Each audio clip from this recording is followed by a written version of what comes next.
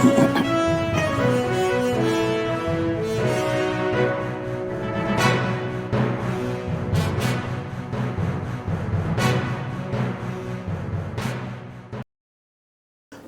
అంశాలపై debate news బెంచ్కి స్వాగతం. హిందూ శంకారావం ఇలాంటివి ఎక్కడో 100 మందితో మీటింగులు, 1000 మందితో జరిగితే చాలా గొప్ప మీటింగ్ అనుకున్నటువంటి రోజుల నుండి లక్షలాది మంది హాజరైనటువంటి ఒక పెద్ద కార్యక్రమం. విశ్వ హిందూ పరిషత్ అనే సంస్థ హిందువులకు సంబంధించిన సేవా కార్యక్రమాలు లేదా ఆలయాల పరిరక్షణ ఉద్యమాలు, ప్రజా చైతన్య కార్యక్రమాలు ఇవే తెలుసు. అసలు ఒకప్పుడు విశ్వ హిందూ పరిషత్ అనేది కేవలం అయోధ్య కోసం పుట్టింది, అయోధ్య అయిపోయాక దానికి ఏంటి అన్నటువంటి స్థితి నుంచి హిందువుల సంఘటితం ప్లస్ ఒక కీలకమైనటువంటి దిశగా దేశంలో ఆలయాల విముక్తి పోరాటం అన్నటువంటి దానికి ఆంధ్రప్రదేశ్ వేదికగా ప్రారంభించడం అన్నటువంటిది ఒక విశేషమైతే, స్వచ్ఛందంగా తమ భోజనాలు తాము తీసుకుని తమ ప్రాంతాల్లో వెహికల్స్ తీసుకుని ప్రజలు లక్షలాదిగా రావడం అన్నటువంటిది మరొక అంశం. అసలు ఈ కార్యక్రమం ఇంత సక్సెస్ లేదా ఈ కార్యక్రమం ఇంత భారీగా జరగడానికి కారణం ఏంటి? మామూలుగా అక్కడ ఉన్న నిర్వాహకులు ఇప్పటికే అలసటతో ఉన్నారు. ఇదే సందర్భంలో ఆ కార్యక్రమంలో పార్టిసిపేట్ చేసినటువంటి ఇతర హిందూ సంఘాలకు సంబంధించినటువంటి కొంతమంది మాట్లాడే ప్రయత్నం చేద్దాం అన్నటువంటి ఉద్దేశంతోనే ఈ డిబేటు. ఇందులో కృష్ణ ధర్మ పరిరక్షణ వేదికకి సంబంధించి కేడిఆర్ ప్రస్తుతం రాష్ట్రంలో హిందూ సంఘాలకు సంబంధించిన కార్యక్రమాలు నడుపుతున్నటువంటి వన్ ఆఫ్ ద నాయకులు, ఆయనతో ఒకసారి మాట్లాడే ప్రయత్నం చేద్దాం. నమస్తే అండి. నమస్తే అండి. మీకు ఎలా అనిపించింది హిందూ శంకారావం కార్యక్రమం చూసినప్పుడు? మీరు ఆ స్థాయి ఊహించారా? వాస్తవానికి ముందుగా చర్చలోకి వెళ్లే ముందు సాయి గారు సంబంధించినటువంటి ఫాలోవర్స్ ఎవరైతే ఉన్నారో వాళ్ళందరికీ ముందుగా ధన్యవాదాలు తెలుపుకుంటున్నానండి. ఎందుకంటే ఒక అద్భుతమైన మీ ప్రోత్సాహం ద్వారా సాయి గారి ద్వారా మాకు కూడా హిందూ సమాజానికి కూడా ఒక నిజమైన వార్తలు మాకు చేరవేస్తున్నారు. అందుకని ముందుగా జర్నలిస్ట్ సాయి గారికి మేము సంస్థ తరపున ధన్యవాదాలు తెలుపుకుంటున్నాం. ఇక కార్యక్రమం గురించి మీరు అడిగారు కాబట్టి, అసలు ఇలాంటి ఒక కార్యక్రమం ఆంధ్రప్రదేశ్లో జరుగుద్దని గత 8 సంవత్సరాల క్రితం మా కలలో కూడా రాలేదండి. ఒక 4 సంవత్సరాల క్రితం కొంత ఆలోచన వచ్చినప్పటికి కూడా అది మరీ ఎక్కువగా ఆలోచించుకుంటున్నామేమో, ఆంధ్రప్రదేశ్లో అది సాధ్యం కాదు అనుకున్నాం. కానీ మొన్న 5వ తారీఖున జరిగినటువంటి హైందవ శంకారావ కార్యక్రమం చూసి నిజంగానే యావత్ దేశమే ఆశ్చర్యపోతుందేమో అనిపించింది. అంతమంది హిందువుల్ని ఒక చోట చూడడం అనేది మా జన్మల కలగా మేము భావిస్తున్నాము. నిజంగానే ప్రతి ఒక్క హిందూ బంధువు కూడా ఎంత ఎంత ఎంత వినయంగా ఐక్యతగా వచ్చి ఒక కోలాటం, అది ఒక దాని పండగనాలో సభనాలో పోరాటనాలో కూడా తెలియట్లేదు. ఇంకా ఆ అద్భుత క్షణాల నుంచి బయటికి రాలేకపోతున్నా. అది ఎలా సాధ్యమైందో కూడా మాకు ఇప్పటికీ కూడా అర్థం కావటం లేదు. అంటే గ్రామ ప్రాంతాల్లో మీరు చూస్తూ ఉంటారు, అట్లాగే మీరు ఈ కృష్ణ ధర్మ రక్షణ పేరుతో వివిధ ప్రాంతాలు కూడా ఏంటి అక్కడ హిందువుల్లో ఈ అవేర్నెస్ రావడానికి కారణం మీకు ఏమనిపిస్తుంది? ఒక కారణం అని మనం చెప్పలేమండి. సుమారు మాకు తెలిసి, ఎందుకంటే మేము గ్రామ స్థాయిలో పనిచేస్తున్నాము, ఎన్నో సమస్యలు మా దృష్టికి వస్తూ ఉంటాయి. ఇవన్నీ చూసిన తర్వాత మాకు ఒక్క కారణం అని కనిపించలేదు. సుమారు ఒక 10-15 బలమైన కారణాలతోనే హిందూ సమాజం ప్రతి హిందూ గుండెల్లో ఏదో తెలియని ఒక బాధ, ఆవేశం అనేది గూడు కట్టుకుపోయి ఉండిపోయినాయి అనమాట. అవి ఎప్పుడైతే ఏ సందర్భంలో చూపించాలని చెప్పి చాలా మంది గత కొన్ని సంవత్సరాలుగా వేచి ఉన్నారు. వాళ్ళందరికీ ఒక మంచి అవకాశం దొరకగానే రావడం జరిగింది. దానికి గల కారణం ఏంటంటే, దేవాలయాలకు వెళ్తుంటే హిందువులు మొన్న ఒక పెద్ద ఆయన ఫోన్ చేసి ఏమన్నారంటే, ఆ గ్రామంలో అతను చాలా ఉన్నతమైన జీవనాన్ని కొనసాగిస్తున్నారు, గ్రామ పెద్ద మనిషి. అలాంటి వ్యక్తి తిరుమల లాంటి లేకుంటే శ్రీశైలం లాంటి దేవస్థానానికి వెళ్ళినప్పుడు అక్కడ ఉన్నటువంటి సామాన్య సెక్యూరిటీ గార్డ్ కూడా అతన్ని చెయ్యి పట్టుకుని అవతలకి గెంటేసి పో జరుగు అన్నట్టుగా చాలా నీచమైన పదజాలంతో మాట్లాడడంతో అతను తీవ్రమైన మనస్తాపానికి గురయ్యాడు. ఇలా ఒకటి కాదండి, ఎంతో ఉన్నతమైన వ్యక్తులు కూడా దేవాలయం దగ్గరికి వెళ్ళేసరికి ఏదో పో అనే మాటలు అనిపించుకోవడం ద్వారా ప్రతి హిందూ కూడా, దేవాలయానికి వెళ్ళే ప్రతి భక్తుడు కూడా, ఈ దేవాలయాలు పోషించేది నేను, ప్రార్థించేది నేను, దానికి ఏదైనా తునమో పనమో డబ్బులు ఇచ్చేది నేను, కానీ వీళ్ళ దగ్గర నేను ఎందుకు మాట పడాలి? నా దేవుడి దగ్గరికి నేను వెళ్ళడానికి వీళ్ళ పర్మిషన్ ఏంటి? వీళ్ళ దగ్గర డబ్బు తీసుకోవడం ఏంటి? ఇదంతా వాళ్ళకి చాలా దారుణమైనటువంటి ఒక నీచమైన చర్యలా కనిపించింది. అందుకని వీళ్ళందరూ ఏమనుకుంటున్నారంటే ప్రజెంట్ మన ఆంధ్రప్రదేశ్లోనే కాదు దేశవ్యాప్తంగా ఉన్నటువంటి హిందువులందరూ కూడా నా దేవాలయం మా వాళ్ళే నడిపించుకోవాలి, హిందువుల దేవాలయం హిందువుల చేతుల్లోనే ఉండాలి అనే ఒక మంచి ఆలోచన ఈ మధ్య కాలంలో వస్తూ ఉంది సమాజంలో. ఆ ప్రతిఘటన అనేది ఈ రోజు మనం సభలో చూడడం జరిగిందండి. ఇప్పుడు అక్కడికి వచ్చినటువంటి వాళ్ళు వెహికల్స్ వేసుకుని వచ్చారు, లేదా స్కూల్ బస్సులో పెట్టుకుని వచ్చారు. ఇవన్నీ సంస్థ తరపున ఆర్గనైజ్ చేశారా, లేకపోతే లోకల్గా ఉన్నటువంటి వాళ్ళే ఆర్గనైజ్ చేసుకున్నారా? వాస్తవానికి చెప్పాలంటే విశ్వ హిందూ పరిషత్ వాళ్ళైతే దీనికోసం చాలా చాలా బాగా ఆర్గనైజింగ్ చేశారని చెప్పాలి. సుమారు నాకు తెలిసి మొన్నటి వరకు 1500 మంది ఇన్వాల్వ్ అయ్యారనుకున్నాం, కానీ సుమారు 5000 మంది కార్యకర్తలు దీనికోసం నిరంతరం పనిచేశారు గత 2 నెలలుగా. కాకపోతే ఇదంతా ఒక ఎత్తు అయితే స్థానికంగా ఉన్నటువంటి కొంతమంది ఏదైతే హిందూ సంఘాల పెద్దలు కావచ్చు, లేకుంటే హిందూ సంఘాల్లో యాక్టివ్ గా పనిచేసే వాళ్ళు కావచ్చు, లేకుంటే ఒక సామాన్య రైతు అండి కడపలో ఉండి మాకు ఫోన్ చేయడం జరిగింది. ఆయన సుమారు 8 బస్సులు ఆ రైతు సొంత ఖర్చులు పెట్టుకొని ఇక్కడి వరకు కూడా తీసుకొచ్చి మళ్ళీ తీసుకెళ్లేంత వరకు కూడా హిందువుల దగ్గర 1 రూపాయి తీసుకోకుండా తన సొంతంగా చేశాడు. అతను ఏ హిందూ సంఘంలో లేడు, అసలు ఎలాంటి హిందూ పోరాటాల్లో కూడా పాల్గొలేదు. కానీ ఒక సామాన్య రైతు తన సొంత డబ్బులతో ఇంతమందిని ఈ కార్యక్రమానికి ఎందుకు తీసుకురావాలనుకున్నాడో ఇంతవరకు మాకు అర్థం కావట్లా. ఇలాంటి సంఘటనలు ఈ కార్యక్రమంలో కొన్ని వందలు కనబడ్డాయండి.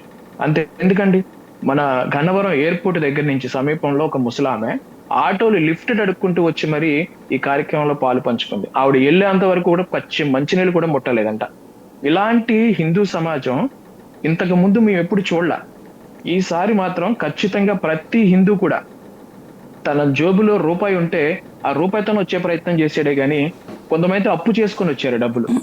ఇలాంటి ఒక సంఘటనలు, ఇలాంటి ఒక ఆత్మీయ సభ జరుగుద్దని అసలు అనుకోలేదు. ఇలాంటి సందర్భానికి, ఇలాంటి సంఘటనకి దారితీసింది మాత్రం ప్రస్తుత పాలకులైన మాత్రం ఖచ్చితంగా చెప్పగలం. ప్రస్తుతం దేవాలయాలపైన జరుగుతున్నటువంటి అనేక అక్రమాలపై జనం ఇసుకుపోయారు అని చెప్పి ఇప్పుడు ప్రపంచానికి తెలిసేలా చేసిన ఈ సభకి మేము ఖచ్చితంగా రుణపడి ఉంటాం. ఇంకా మున్ముందు కూడా ఇలాంటి కార్యక్రమాలు మరీ చేయాలని చెప్పేసి చాలా మంది భావిస్తున్నారండి. అంటే దేవాలయాలలో అక్రమాలంటే మీరు చెప్పినట్టు ఇట్లాంటి ప్రవర్తనేనా, ఇంకేం తేడా కనబడుతుంది? అమ్మమ్మ, ప్రవర్తన ఒకటే కాదండి, అది కేవలం ఒక్క సంఘటనే. ఇలాంటి సంఘటన మీకు ఉదాహరణ చెప్పాలంటే, మీరు ఇప్పుడు తిరుమల దేవస్థానం ఉంది. తిరుమల దేవస్థానం వాళ్ళే అధికారికంగా విడుదల చేసిన ప్రకటన కిందటి సంవత్సరం 2024లో ఫస్ట్ మొదటి 6 నెలల్లో సుమారు 670 కోట్లు ఆదాయం వచ్చిందండి కేవలం తిరుమల దేవస్థానానికి. అయితే తర్వాత జూలై నెలలో వీళ్ళు ఏం చేశారంటే 125 కోట్లు ఆదాయం వచ్చిందని చెప్పేసి వాళ్ళు చెప్పారు. 22 లక్షల మంది ఒక్క నెలలో తిరుమల దేవస్థానాన్ని దర్శనం చేసుకున్నారు. ఇవన్నీ కూడా అధికారిక లెక్కలే. అయితే సుమారు 1,40,00,000 లడ్డూలు అమ్మినట్టుగా కూడా, విక్రయం చేసినట్టుగా కూడా దేవస్థానం వాళ్ళు చెప్పారు. ఈ 670 కోట్లలో కనీసం 70 కోట్లైనా ఏదైతే ధర్మానికి సంబంధించి, ఏదైతే దేవాలయానికి సంబంధించి ఏదైనా ఖర్చు పెట్టినట్లుగా కానీ, లేకుంటే ఆ 70 కోట్లు 600 కోట్లు పక్కన పెట్టండి, కనీసం అందులో 70 కోట్లు దేనికి ఖర్చు పెట్టారు అనేది హిందూ ధర్మంలో ఉన్నటువంటి, హిందూ సమాజంలో ఉన్నటువంటి ఏ వ్యక్తినైనా అడిగితే దాని దగ్గర సమాధానం లేదు. ఎందుకంటే డబ్బులు ఇవ్వడం వరకే గానీ ఆ డబ్బులు ఎలా ఖర్చు అవుతున్నాయో, ఎవరి జోబుల్లోకి పోతున్నాయో కూడా ఇంతవరకు ఏ హిందూకి తెలియటం లేదు.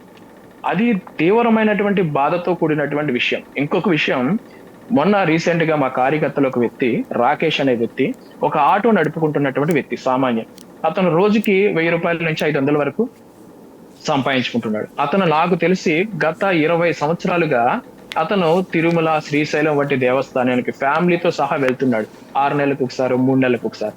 అతను సడన్గా ఒక యాక్సిడెంట్ అయ్యి 3 నెలల పాటు బ్లడ్ రెస్ట్ మంచం మీద ఉండాలని చెప్పేసి ఆ డాక్టర్ గారు చెప్పడంతో 2 నెలలు అతను తీవ్ర ఆర్థిక ఇబ్బంది మాత్రం అనుభవించాడండి. అది ఎంత తీవ్ర ఇబ్బంది అంటే, ఒక బియ్యం బస్తా నేను అట్టుకెళ్ళి వాళ్ళ ఇంటి దగ్గర పెడితే అతను ఎంత బాధపడుతూ ఈ చెప్పిన విషయాలు ఏంటంటే, అన్న నేను సుమారు దేవాలయాలకి, కేవలం దేవాలయాలకి నా జీవితంలో నేను ఖర్చు పెట్టిన డబ్బులు కేవలం 10 లక్షల నుంచి 15 లక్షల రూపాయలు దేవాలయాల దర్శనానికి వాటికి ఖర్చు పెట్టాను. ఈ రోజు నాకు ఆపద వచ్చినప్పుడు, నాకు ఇబ్బంది అయినప్పుడు ఇన్ని వందల వేల లక్షల కోట్లు దేవాలయానికి ఆదాయం వస్తుంది కదా, మా బోటు వాళ్ళు ఆ దేవాలయాన్ని పోషించింది నేనే కదా. నాకు ఆపదొచ్చినప్పుడు కనీసం ఒక 10,000 రూపాయలు ఇంట్లో సరుకులేసుంటే నా ఇద్దరు ఆడపిల్లలు కూడా కడుపు నిండా తినేవారు. ఇలాంటి దుస్థితిలో వస్తున్నందుకు నేను దేవాలయానికి వెళ్ళాలా వద్దా అనే ఆలోచనలో పడిపోయాను. ఇప్పుడు ఆ దేవాలయాన్ని పోషించింది నేను. కానీ ఆ దేవాలయం మళ్ళీ నన్ను ఆదుకోవాలి కదా, నా బోటు వాళ్ళు చూసుకోవాలి కదా అని ఒక ఆవేదన సామాన్య హిందువులో గత కొన్ని సంవత్సరాలుగా గూడు పట్టుపోయి ఉండిపోయిందండి. దాని కారణమే ఈ రోజు ప్రతి హిందూ, సామాన్య హిందూ అందరూ కూడా దేవాలయాల్లో ఎంత డబ్బు వస్తుంది, ఎవరికి ఖర్చు పెడుతున్నారు, ఎవరి జోబుల్లోకి పోతుంది, ఏ పదవుల్లోకి అనుభవించేవారు దాన్ని తింటున్నారు, మాకు తెలియాలి అని ఒక గట్టి, అసలు ఇంత అంత కాదండి, వాళ్ళు చూపిస్తున్నటువంటి కసి మామూలుగా లేదు. కొన్ని రోజులు పోతే ఈ ఉద్యమం చాలా తీవ్ర స్థాయికి వెళ్ళిపోయి ప్రభుత్వాన్ని కూలదీసే ప్రమాదం కూడా ఉంది. అంటే ఇక్కడ పాయింట్ ఏంటంటే ఒక సరైన రూట్ వెళ్ళాల్సి ఉంది. ఇప్పుడు మీరు చెప్పినట్టుగానే తిరుమల తిరుపతి దేవస్థానం డబ్బులు వేరే ఎవరి జేబులోకి వెళ్ళడానికి వీలుండదు. ఆల్రెడీ ధర్మ ప్రచార పరిషత్ ఉంటుంది, అట్లాగే తిరుమల తిరుపతి దేవస్థానానికి సంబంధించినటువంటి అనేక ఇవి ఉంటాయి, కళ్యాణ మండపాలు అవి. దాంతోపాటుగా అక్కడ కార్యక్రమాలు జరుగుతూ ఉంటాయి, పూజలు జరుగుతుంటాయి, అలాగే భజనలు జరుగుతుంటాయి, వివిధ కార్యక్రమాలు జరుగుతుంటాయి. ఈవెన్ కొండ మీద వచ్చే భక్తులకి తో పాటుగా ఆ కొండకు వచ్చే భక్తులు, అలాగే అనేక మంది హిందువులకే అక్కడ ఉన్నటువంటి తిరుమలలో, తిరుపతిలో వాళ్ళకి స్కూళ్ళు నడుపుతారు, కాలేజీలు నడుపుతారు, హాస్పిటళ్ళు నడుపుతారు, ఇవన్నీ నడుపుతున్నారు. అట్లాగే ప్రతి వ్యక్తి కంటే గుడికి వెళ్ళిన భక్తుడికల్లా వాళ్ళ వ్యక్తిగత ఆర్థిక అవసరాలు రీత్యా డబ్బులు ఖర్చు పెట్టాలి గుళ్ళు అంటే. ఆ తర్వాత ఎవరికాడు ఇష్టం వచ్చినట్టుగా వెళ్ళిపోతుంది కదా, అది దారి తప్పినట్టు అవుతుంది కదా. ప్రాక్టికల్గా అవి ప్రభుత్వాల పని కదా, వాటికి నువ్వు గుళ్ళకి సంబంధం ఎట్లా ఉంటుంది? వాస్తవానికి మీరు అన్నది చాలా మంచి పాయింట్.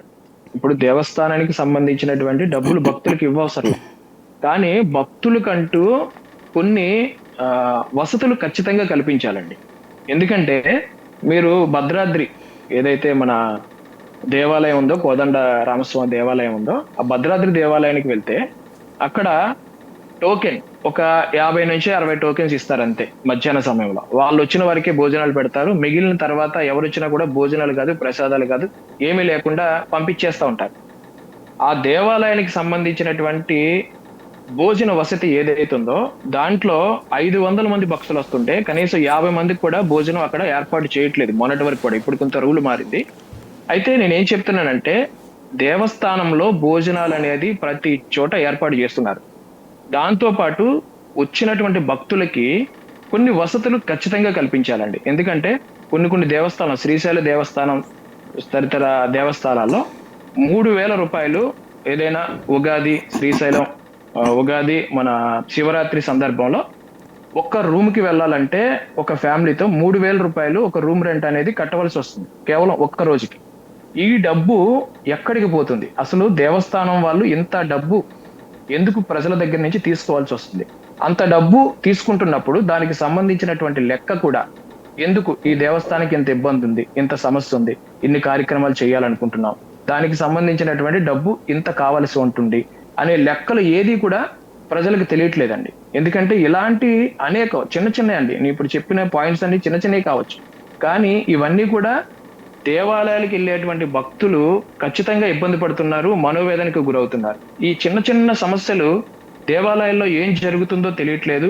పైగా వాళ్ళకి ఇచ్చేటువంటి గౌరవ మర్యాదల్లో చాలా లోపం కనబడుతుందని చెప్పేసి హిందువులే దేవాలయాలు నిర్వహించుకోవాలి, అంతకు మించి వేరే ఆప్షన్ లేదు అని చెప్పేసి భావిస్తున్నారు. దానివల్లే ఇదంతా కూడా జరుగుతుంది. రైట్. ఇప్పుడు సాధారణంగా పాలక మండళ్లలో రాజకీయ పార్టీలు, నాయకుల ప్రమేయం వద్దు అన్నటువంటి పాయింట్ చెప్తా ఉన్నారు, బాగానే ఉంది. కానీ వాళ్ళు ఏమంటారంటే, ఇప్పుడు ఒక ప్రచారం తెర మీదకి తీసుకొచ్చారు, ఇది గుళ్ళని లాక్కోవడానికి, అంటే విశ్వ హిందూ పరిషత్తో ఈ సంఘాలు లాక్కోవడానికి ప్రయత్నిస్తున్నాయి, వీళ్ళు హిందువులే కదా ఇప్పుడు ఆ గుళ్ళల్లో ఉండేటటువంటి కమిటీల్లో, అట్లాంటప్పుడు తప్పేంటి అన్నటువంటి వాదన తెర మీదకి తీస్తున్నారు. వాస్తవానికి అది పూర్తిగా వాళ్ళు తెచ్చేది రాంగ్ అండి. ఎందుకంటే హిందూ ధర్మానికంటూ కొన్ని నియమ నిబంధనలు, ఆచార సాంప్రదాయాలు ఉన్నాయి, అది అందరికీ తెలిసిన విషయం. ఇప్పుడు ఒక పీఠాధిపతో లేకుంటే ఒక ధార్మిక వేత్తో, అతనికి ధర్మం గురించి రామాయణ మహాభారతాలు చదువుకున్నవాడు, అలా దేవాలయ ఆచార వ్యవహారాలు తెలిసిన వాడు ఒక అతను ఉంటారు. అతనికి సంబంధించినటువంటి ఒక నాలెడ్జ్తో దేవాలయంలో ఎప్పుడు ఏ కృతువులు జరగాలి, ఎలాంటి ప్రసాదాలు, ఎలాంటి దర్శనాలు, ఎలాంటి పూజలు ఏర్పాటు చేయాలని చెప్పేసి ఒక రూట్ మ్యాప్ అనేది వాళ్ళకి అర్థమవుతుంది. ఎప్పుడైతే కేవలం చదువుకొని డిగ్రీ చేతిలో ఉన్నంత మాత్రాన అతన్ని అధికారిగా పెట్టడం ద్వారా ఏమవుతుందంటే, ఆ దేవాలయానికి సంబంధించి పూర్వ చరిత్ర గాని, దాని యొక్క ఆచార వ్యవహారాలు గాని, హిందూ సమాజంలో ఏం కోరుకుంటున్నారని గాని అతనికి ఎంతగా అవగాహన ఉండట్లా. ఆ అవగాహన లోపం కారణంగా మరొకటి, రాజకీయ ప్రభావంతో అతనికి డబ్బులు ఇచ్చి కొనుక్కుంటున్నాడో, లేకుంటే రికమెండేషన్ చేసుకుంటున్నారో తెలియట్లేదు. కొంతమంది ఈవోలు అసలు ఎలాంటి నాలెడ్జ్ లేకుండా వచ్చిన తర్వాత ఆ దేవాలయ చరిత్ర చదివినటువంటి ఈవోలు చాలా మంది ఉన్నారు. ఇలాంటి ఈవోలందరికీ కూడా ఆ ఆచార సాంప్రదాయాలు తెలియకపోవడం, అలాగే ఒక పార్టీకి సంబంధించినటువంటి వ్యక్తిగా అక్కడికి రావడం ద్వారా హిందూ సమాజాన్ని దోచుకోవడం, లేకుంటే ఆ పైన ఉన్నటువంటి వ్యక్తుల యొక్క సలహాలు పాటించడం, లేకుంటే ఆ పార్టీకి సంబంధించినటువంటి వ్యక్తులు ఎవరైనా వస్తుంటే వాళ్ళకి బీభత్సమైనటువంటి సాగర స్వాగతం పలికి ఇక్కడ ఉన్నటువంటి హిందువుల్ని కొంత ఏదో లేట్ చేయడం, లేకుంటే ప్రత్యేక దర్శనాలని, లేకుంటే విఐపి దర్శనాలని, ఇలా రకరకాల కారణాలతో వీళ్ళు గంటల తరబడి లైన్లో ఉంటున్నారు. ఇలా అనేక కారణాలండి, ఒకటి కాదు. ఎప్పుడైతే మనకి సంబంధం లేనటువంటి, మన సాంప్రదాయాలు తెలియనటువంటి వ్యక్తి అక్కడ వచ్చి ఒక రాజులాగానో లేకుంటే పెత్తరకంగానో ఒక అధికారిగానో ఉంటే హిందువులు ఖచ్చితంగా బాధపడతారు. అది ఒక్క కారణం కాదు, అనేక కారణాలు. అందుకని అక్కడ ఉన్నటువంటి హిందూ అయినప్పటికీ కూడా, హిందూ ఉద్యోగి అయినప్పటికీ కూడా అతనికి పూర్తిగా ఆ సామర్థ్యం ఉండాలి, ఆ అర్హత ఉండాలి. ఆ అర్హత లేని వాళ్ళని ఖచ్చితంగా ఉన్నత స్థాయి ఉద్యోగులుగా మాత్రం మనం ఉండకూడదు. ఎప్పుడైతే స్వామీజీలు కానీ, పీఠాధిపతులు కానీ, ధార్మికవేత్తలు కానీ ఏదైతే చెప్తారో దాన్ని పాటించడానికి మాత్రమే ఉండాలి. కానీ వాళ్ళు ప్రత్యేకమైన ఒక చట్టాలు తీసుకొచ్చో, లేకుంటే వాళ్ళకి నచ్చినట్టు వ్యవహరించడానికో ఈ అధికారులకి ఏమాత్రం అధికారం లేదనేది హిందూ సమాజం కోరుకుంటుంది. దాంతో పాటు మీరు చెప్పిన ఒక పాయింట్, ఈ హిందువులు అనే వాళ్ళు చాలా సెక్యులర్ స్థాయిలో ఈ అధికారులు ఉన్నారండి. వాళ్ళు ఉండడానికి హిందువులే, కానీ వాళ్ళ సెక్యులర్ భావం అనేది ఎక్కువగా ఉంది. అంతెందుకంటే నిన్న కాక మొన్న తిరుమల దేవస్థానంలో ఎలక్ట్రికల్ డిపార్ట్మెంట్ లో డిప్యూటీ ఇంజనీర్ గా ఉన్నటువంటి షేక్ మస్తానీ అని చెప్పేసి ఒక అతను ఉన్నాడు. అతను గత 15 సంవత్సరాలుగా అక్కడ ఉద్యోగం చేస్తున్నాడు. ఆ విషయం నిన్న కాక మొన్న మాకు తెలిసింది. ఇలా ఎంతో మంది టాలెంట్కో లేకుంటే ప్రమోషన్కో ఇంకేదో తెలియదు కానీ రాజకీయ పలుకుబడిని ఉపయోగించి దేవస్థానాల్లో చిష్ట వేస్తున్నారు అన్యమతస్తులు. వాళ్ళకి ఎలాంటి ధర్మభక్తి లేదు, ధర్మ నీరత లేదు. అలాంటి వ్యక్తులు అధికారులుగా ఉన్నప్పుడు ఖచ్చితంగా హిందూ సమాజం నష్టపోతుందని మేము బలంగా నమ్ముతున్నాం. అందుకని మా దేవాలయాల్లో ఆచార సాంప్రదాయాలు తెలిసిన వాళ్ళు మాత్రమే అధికారులుగా ఉండాలి. అది కూడా మా హిందువులు, హిందూ ధర్మాన్ని అనుసరించే వాళ్ళే ఉండాలన్నదే మా ఆలోచన, అంతకుమించి ఏం లేదు. రైట్. ఇక్కడ సాధారణంగా ఆలయానికి వెళ్తే గత రోజుల్లో అయితే ప్రసాదం చేతికి పెట్టేవాళ్ళు, ఉచితంగానే ఇచ్చేవాళ్ళు. ఇప్పుడు ప్రతి ఆలయంలో ప్రసాదం భారీ రేట్లు పెట్టి కొనుక్కోవాలి, ఉచితంగా ఇచ్చేది అనేది ఉత్తుత్తి మాట అయింది. దీనికి కారణం ఏమంటారు?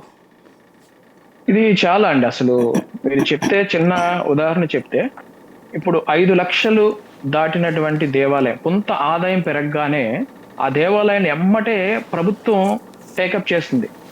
ఎండోమెంట్ లోకి తీసేసుకుంటున్నాం, దేవాదాయ శాఖలోకి తీసుకుంటున్నామని చెప్తున్నారు కొంత ఆదాయం పెరగగానే. కానీ ఆదాయం పెరగనంత వరకు కూడా గ్రామ స్థాయిలో చిన్నటువంటి వ్యాపారాలు చేసుకునేవారు 5 రూపాయలు 10 రూపాయలు వేసి ఉత్సవాలు నిర్వహించుకొని సొంత జోబులో సంవత్సరం వస్తే 10,000 20,000 డొనేషన్ ఇచ్చి చేసుకున్నటువంటి దేవాలయాలు ఇప్పటికీ కూడా కొన్ని వేలల్లో ఉన్నాయండి. దీనికి ఎక్కడా కూడా ఈ ఎండోమెంట్ నుంచి ₹1 ఖర్చు పెట్టరు. కానీ అక్కడ ఆదాయం ఎప్పుడైతే గ్రామ ప్రజలంతా దానికి ప్రచారం చేసి ఎక్కువ మంది భక్తులు రాగానే ఎమ్మటే మేము టేకప్ చేస్తున్నాం అంటున్నారు. నేను ఒకటే ప్రశ్న వేస్తున్నాను, ఎప్పుడైతే ప్రైవేట్ హాస్పిటల్స్ ఉన్నాయి, ప్రైవేట్ హాస్పిటల్స్ లో ఆదాయం పెరగగానే ఎమ్మటే ఈ గవర్నమెంట్ ఆరోగ్య శాఖ వచ్చేసి దాన్ని ఎందుకు టేకప్ చేయట్లా? అలాగే ఏదైతే స్కూల్స్ ఉన్నాయి, ప్రైవేట్ స్కూల్స్ లో ఎప్పుడైతే పబ్లిసిటీ ఎక్కువై దానికి ఆదాయం పెరగగానే ఎందుకు వీళ్ళు వచ్చేసి విద్యాశాఖ వచ్చేసి ఆ స్కూల్స్ ని టేకప్ చేయట్లేదు? దేవాలయాలు ఒక్కటే దొరికినాయా? ఈ దేవాలయాల ఆదాయం అంటే వాళ్ళకి సొంత డబ్బు, జోబులో డబ్బులాగా కనబడుతుంది. హిందువులు ఎవరు దాన్ని ప్రశ్నించరు. స్కూల్స్ వాళ్ళు నడిపించుకుంటున్నప్పుడు, హాస్పిటల్స్ వాళ్ళు నడిపించుకుంటున్నప్పుడు, ఏదైతే మన చర్చిలు వాళ్ళు నడిపించుకుంటున్నప్పుడు, మసీదులు వాళ్ళు నడిపించుకునేటప్పుడు హిందువులకి దేవాలయాలు నడిపించుకునేటువంటి సామర్థ్యం లేదా? ఎందుకంటే చెప్తున్నాను, ఒక్క దేవాలయానికి వెళ్తే పూర్వం అంతేందుకు నా చిన్నతనంలో కూడా ఏదైనా ఒక పండగ జరిగినా, ఏదైనా ఒక దేవాలయం ఉంటే శనగలో పప్పు సలివిడ ఏదో ఒకటి చేతిలో పెట్టి పంపించేవారు ఉచితంగానే. ఇప్పుడు అదే ప్రసాదం దేవాలయానికి, ఏదైతే ఎండోమెంట్ ఆధీనంలో ఉన్నటువంటి దేవాలయంలో, ఏ చిన్న దేవాలయానికి వెళ్ళినా కూడా ₹5 పులిహోర దగ్గర నుంచి ₹50 లడ్డు వరకు కూడా వ్యాపారం లాగా మార్చేశారు. ఏ దేవుడి దర్శనానికి వచ్చినటువంటి భక్తుడికి కొంత వసతి కల్పించవలసిన అవసరం వాళ్ళ దగ్గర లేదా? కొంత ప్రసాదం చేతిలో పెట్టవలసిన బాధ్యత వాళ్ళ మీద లేదా? ఎందుకు ప్రతి దగ్గర కూడా కవర్ దగ్గర కూడా ₹2 నుంచి ₹10 కవర్ దగ్గర ప్రసాదం పెట్టుకునే దగ్గర కూడా ఎందుకు వీరు వసూలు చేస్తున్నారు? చిన్న ప్యాకెట్ కూడా ఉచితంగా ఎందుకు ఇవ్వలేకపోతున్నారు? ఈ దేవాలయం అనేది కేవలం ఆదాయ కేంద్రంగానే చూస్తున్నారు. ఇది ఒక ఆధ్యాత్మిక కేంద్రంగా పాలకులు చూడట్లేదు. ముఖ్యంగా అక్కడికి వచ్చినటువంటి అధికారులు ఆ దేవాలయం నుంచి తీసుకున్నటువంటి వీలంత ఎక్కువ సంపదని ఉత్పత్తి చేసి ఆ తర్వాత అదేదో పథకాలకు మళ్లించాలని ఒక కుట్ర జరుగుతుంది. అందుకే మాకు ఆదాయ వ్యయాల గురించి ఎక్కడ చెప్పట్లే. ఒక సామాన్య ప్రజలకి చెప్పకపోయినా పర్లా, కొంతమంది ధార్మికం కోసం పోరాడుతున్న భక్తులకైనా, లేకపోతే హిందూ సంఘాలకైనా, లేకుంటే పీఠాధిపతులకైనా చెప్పాలి కదా. వాళ్ళకు కూడా తెలియదు ఎంత ఖర్చు అవుతుందో. ఇదంతా కూడా ఇదేదో ఒక పెద్ద మాఫియా లాగా, కుట్రలాగా మాకు అనిపిస్తుంది. అనేక అనుమానాలు మాలో గూడు కట్టుకుపోవడం ద్వారా ఈ ఉద్యమం అనేది మరొకసారి తెర మీదకి వచ్చింది అనేది నా భావన. అంటే ఆలయాలలో అర్చకులు, అంటే చిన్న ఆలయాలలో అయితే అర్చకులకు ఇస్తున్నాం అంటున్నారు, పెద్ద ఆలయాల్లో అర్చకుల పైన ఈవో ఉంటున్నారు.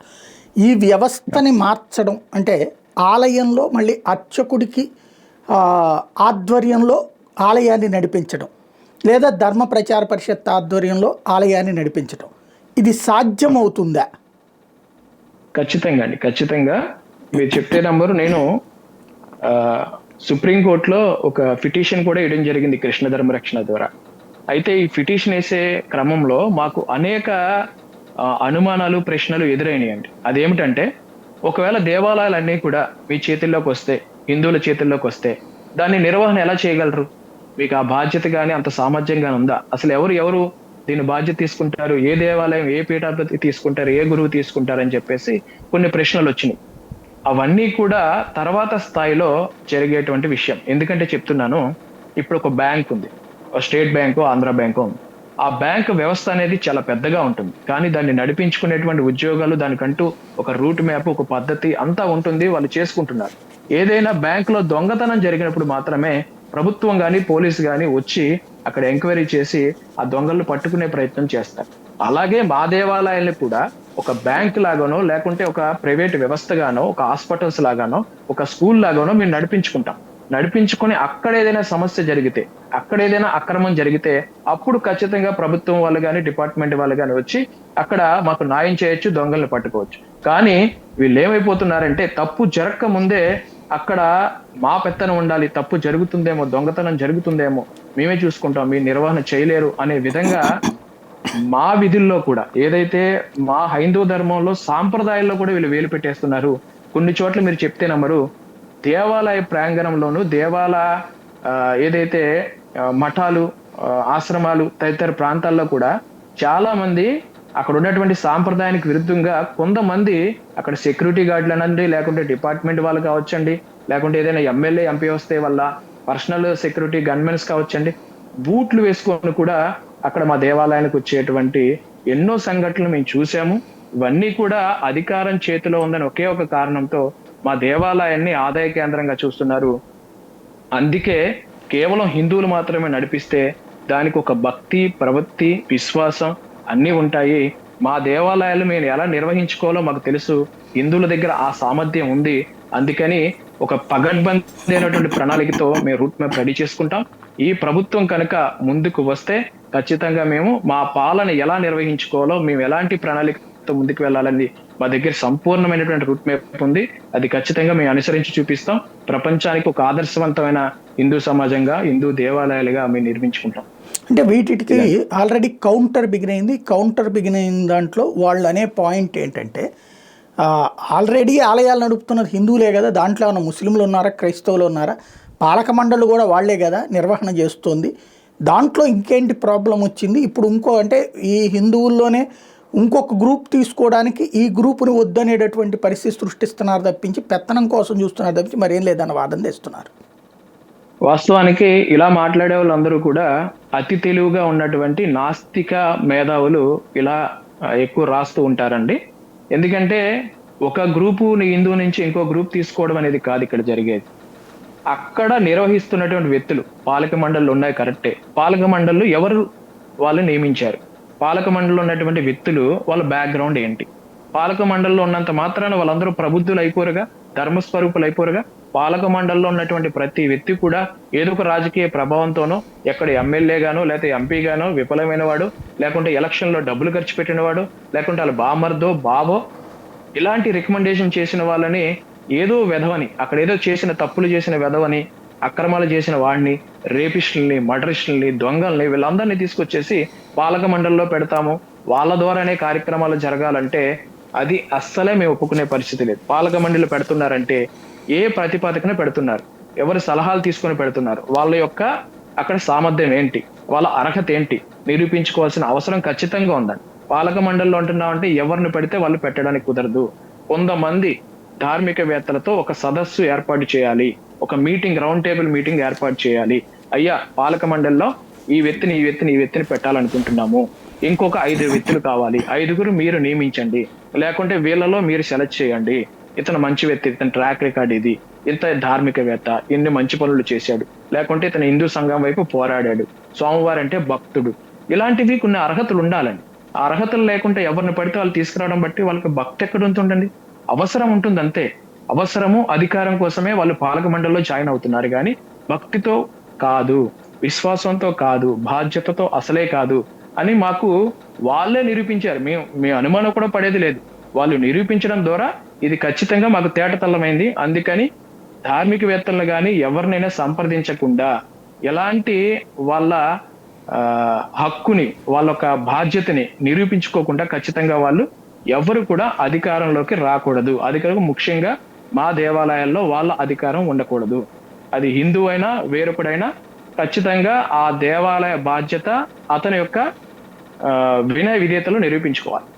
రైట్. ఫైనల్గా ఒక్కటి చెప్పండి, అక్కడికి వచ్చినటువంటి పబ్లిక్ ఇది ఒక కార్యక్రమంగా స్వామీజీని చూసేసి లేకపోతే అక్కడ వినేసి జై శ్రీరామ్ నినదించేసి మళ్ళీ వెళ్ళిపోయారు, అంతా బాగుంది.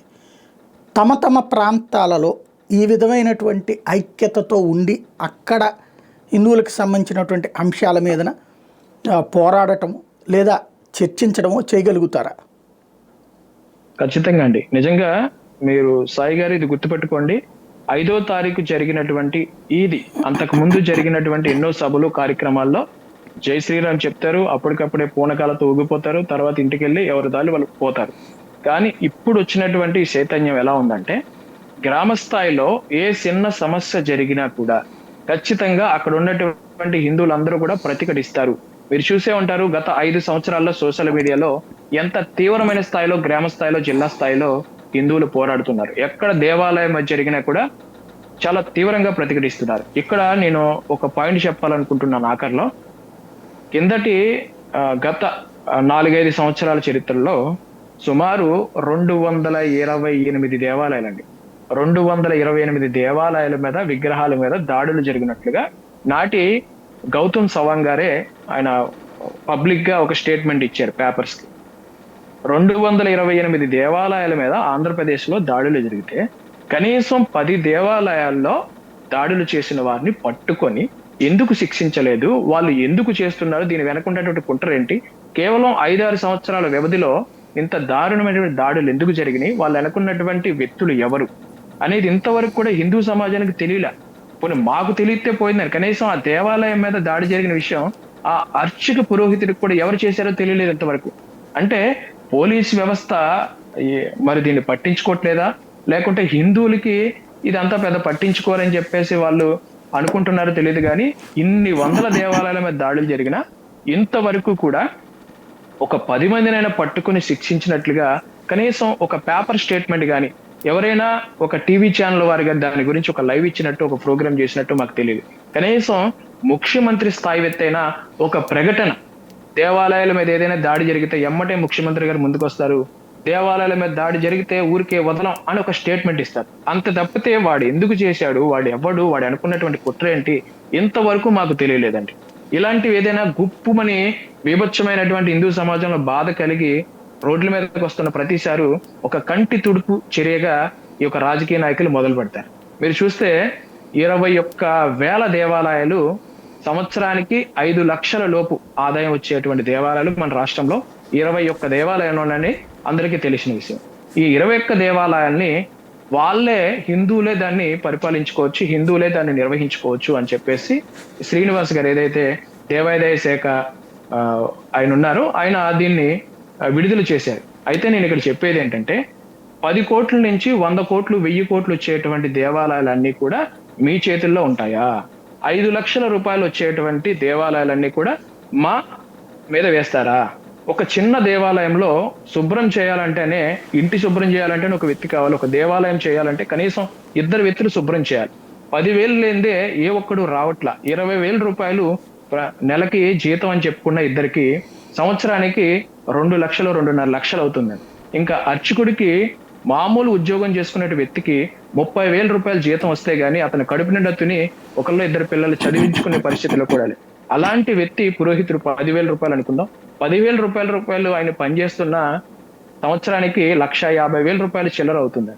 ఇలా 5 లక్షల రూపాయలు ఆదాయం వచ్చే దేవాలయంలోనే పని చేసే వాళ్ళకి 3-3.5 లక్షలు అయిపోతే ఆ స్వామివారికి ప్రసాదం ఏం పెట్టాలి, పువ్వు ఎక్కడి నుంచి కొనివ్వాలి, తీర్థం ఎక్కడి నుంచి ఇవ్వాలి, ఎక్కడ శుభ్రం చేయాలి, కనీసం ఆ గుడి ముందు ఒక ముగ్గు వేయాలన్నా కూడా డబ్బులు లేనటువంటి పరిస్థితి.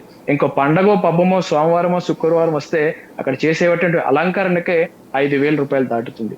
ఇలా చూసుకుంటే 5 లక్షల రూపాయలు వచ్చేటువంటి దేవాలయానికి మరో 5 లక్షల రూపాయలు దేవాలయాన్ని నిర్వహణ చేసేవాడు సంవత్సరానికి ఖర్చు పెడితే గానీ ఆ దేవాలయ నిర్వహణ జరగట్లా. అంటే 5,000 రూపాయలు 5 లక్షల రూపాయలు లాస్ వస్తుంది కనుక ఈ దేవాలయాలు మనకొద్దు అని చెప్పి ఒక పగడ్బందీ ప్లాన్ తో వీళ్ళకి మాకు ఇచ్చేసినట్లుగా అనిపిస్తుంది. కానీ దేవాలయాల్లో వచ్చేటువంటి డబ్బు వస్తే వాళ్ళు తీసుకుంటారు, డబ్బు లేకపోతే మా మొహాన్ని పడేస్తారు అన్నట్టుగా నడుస్తుందండి. ఇదంతా కూడా 1 కాదు 2 కాదు ఎన్నో రకాల అణిచివేతలతో పాటు అక్రమాలు జరుగుతున్నాయి. అందుకని ప్రతి హిందూ కూడా దీని మీద గట్టిగా ప్రతిఘటిస్తాడు. దాంతో పాటు గ్రామ స్థాయిలో ఆల్రెడీ ఉద్యమం మొదలైంది. ఎన్నో చోట్ల మీరు చెప్తే నమ్మరు కానండి, ఒక్కసారి గూగుల్లో మనం సెర్చ్ చేస్తే కేవలం ఆంధ్రప్రదేశ్ లోనే గత 10 సంవత్సరాల్లో సుమారు 15,000 చర్చిలు అక్రమ చర్చిల నిర్మాణం జరిగినాయి. అధికారికంగా చూస్తే 6,000 చర్చిలు ఉన్నట్టుగా చూపిస్తుంది. కానీ అనధికారికంగా గత 10 సంవత్సరాల్లో ఇది రాష్ట్ర విభజన జరిగినప్పటి నుంచి 15,000 అక్రమ చర్చిల నిర్మాణం జరిగినాయి. అదే దేవస్థానాల నిర్మాణానికి వస్తే 100 నుంచి 150 మాత్రమే ఏదైతే సంవత్సరానికి వచ్చి జరుగుతున్నాయి. ఈ 100 నుంచి 150 దేవాలయాల నిర్మాణానికి సంవత్సరానికి 2,000 చర్చిల నిర్మాణానికి ఎక్కడ పొంతం లేదు. వాళ్ళు ఎక్కడి నుంచి డబ్బులు వస్తున్నాయంటే కేవలం వాళ్ళ దేవాలయాల నుంచి, వాళ్ళ ప్రార్థనా మందిరాల నుంచి, వాళ్ళ చర్చిల నుంచి వస్తున్నటువంటి ఆదాయం వాళ్ళ చేతిలో ఉండడం ద్వారా వాళ్ళ ధర్మానికో లేకుంటే వాళ్ళ ప్రచారానికో వాళ్ళు విపరీతంగా ఖర్చు పెట్టుకొని మరింత విస్తృత స్థాయిలో వాళ్ళు విస్తరిస్తున్నవే కాకుండా దేవాలయాలకు వెళ్ళేటువంటి భక్తులందరినీ ట్రాప్ చేసి మతం మార్చేటువంటి ఒక ప్రక్రియ కుట్ర జరుగుతుంది. దేవాలయాలు మా చేతుల్లో ఉంటే మా దేవాలయంలో మేమే అక్కడ సభలు పెట్టుకుంటాం, సమావేశాలు పెట్టుకుంటాం, జరుగుతున్నటువంటి అన్యాయాల్ని ప్రచారం చేసుకుంటాం. అలాగే మా దేవాలయాలు మేము నిర్మించుకుంటాం. అలాగే ఎవరైతే మా ధర్మం మీద దాడి చేస్తున్నారో వాళ్ళని తిప్పికొట్టేటువంటి సామర్థ్యం కూడా మాకు ఉంటుంది.